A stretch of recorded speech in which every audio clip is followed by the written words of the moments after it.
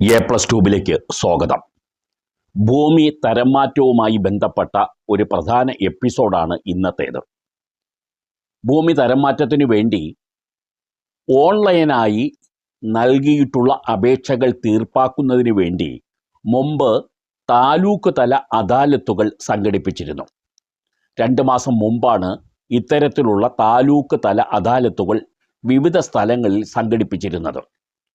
പുതിയതായി ഭൂമി തരംമാറ്റവുമായി ബന്ധപ്പെട്ട അപേക്ഷകൾ തീർപ്പാക്കുന്നതിലേക്ക് ഡെപ്യൂട്ടി കളക്ടർമാരെ പലയിടത്തും നിയോഗിച്ചിരുന്നു. അവരുടെയൊക്കെ നേതൃത്വത്തിൽ തന്നെ ഭൂമി തരംമാറ്റ അപേക്ഷകൾ ഓൺലൈനായി ലഭിച്ചത് അദാലത്ത് മുഖേന വളരെയധികം തീർപ്പാക്കൽ നടത്തിയിരുന്നു.